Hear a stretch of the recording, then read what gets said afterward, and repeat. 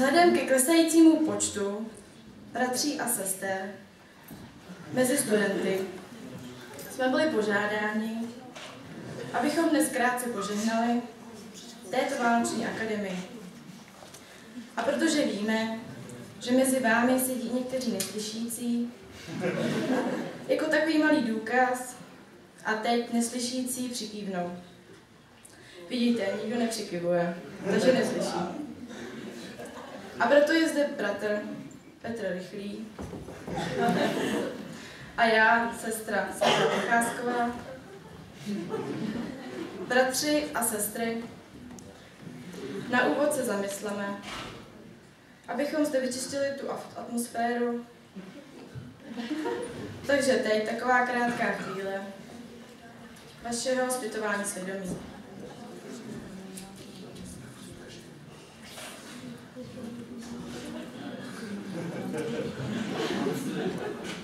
A nyní očištění Boží milostí. Začneme bohoslužbou slova. Tehdy Herodes tajně povolal mudrce a podrobně se jich vyptával. Na čas, kdy se hvězda ukázala. Potom je poslal do Betléma a řekl: jděte a pátrejte.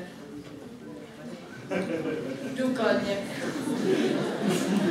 Potom dítěti. A jakmile jej naleznete, oznamte mi to, abych se mu i já šel poklonit. Oni krále vyslechli a dali se na cestu. A hle, hvězda, kterou viděli na východě, šla před nimi, až se zastavila nad místem, kde bylo dítě. Vešli do domu a uviděli dítě s Marií. Padli na zem, klanili se mu a obětovali přinesené dary. Potom na pokyn ve snu, aby se nevraceli k Herodovi,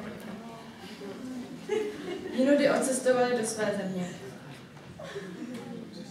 Bratři a sestry, náš čas je krátký a my se s vámi musíme rozloučit,